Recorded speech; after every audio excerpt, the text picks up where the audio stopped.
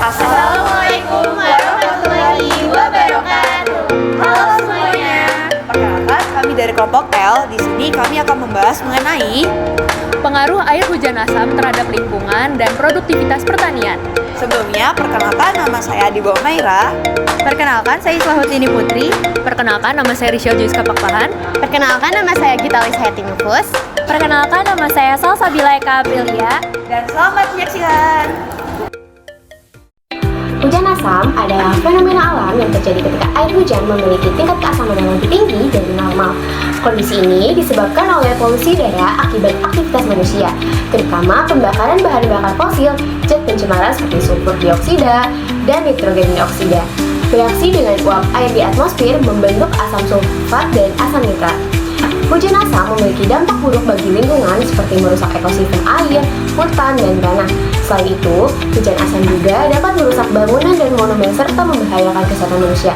Untuk mengatasi masalah ini, perlu dilakukan upaya mengurangi emisi gas buang, meningkatkan penggunaan energi besi, dan melindungi hutan.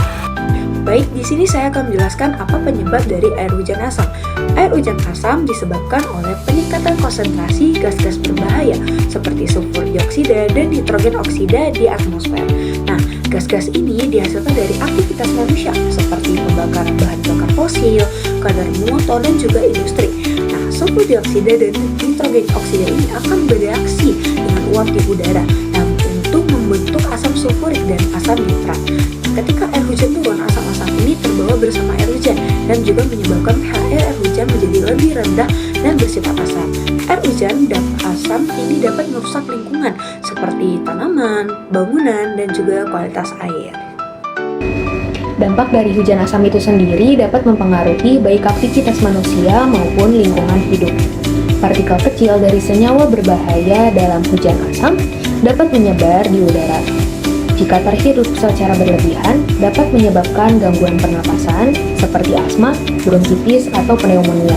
Pada tumbuhan, air hujan asam dapat merusak alat fotosintesis tumbuhan karena menurunkan kandungan klorofil dan juga meningkatkan produksi spesies oksigen reaktif.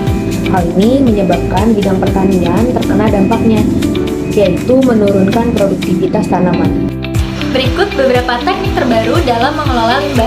Yang pertama ada bioremediasi, yaitu menggunakan mikroorganisme seperti bakteri, jamur, atau alga untuk menguraikan bahan pencemar dalam limbah menjadi zat yang tidak berbahaya. Yang kedua, fitomediasi, yaitu menggunakan tanaman untuk menyerap, menstabilkan, atau mendegradasi polutan dalam tanah, air, atau udara. Yang ketiga ada plasma gasifikasi, yaitu menggunakan suhu yang sangat tinggi untuk mengubah limbah menjadi gas sintetis yang dapat digunakan sebagai bahan bakar. Yang keempat ada daur ulang kimia, yaitu mengubah limbah plastik menjadi bahan baku baru melalui proses kimia.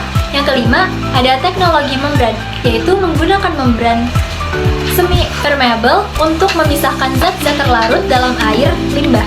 Yang keenam ada teknologi non-teknologi, yaitu menggunakan partikel berukuran nano untuk membersihkan air dan tanah dari polutan. Contoh produk yang menggunakan reaksi asam basa untuk menetralkan polutan sebelum dilepaskan ke lingkungan adalah spiteng dan juga IPAL atau instalasi pengolahan limbah. Di mana pada proses pengolahan spiteng, bakteri aerob dalam spiteng memecah limbah organik menjadi gas metana, karbon dioksida, dan lumpur. Bakteri menghasilkan asam organik selama proses penguraian, namun seiring waktu bakteri lain menetralkan asam tersebut. Pada instalasi pengolahan air limbah, tepatnya pada proses bak netralisasi, pH diatur menggunakan bahan kimia seperti asam sulfat atau soda kaustik untuk mencapai pH netral, agar mencegah korupsi pada pipa, melindungi ekosistem perairan, dan juga meningkatkan efisiensi di proses selanjutnya. Nah, air yang sudah dinetralkan ini dapat digunakan kembali untuk keperluan non-konsumtif.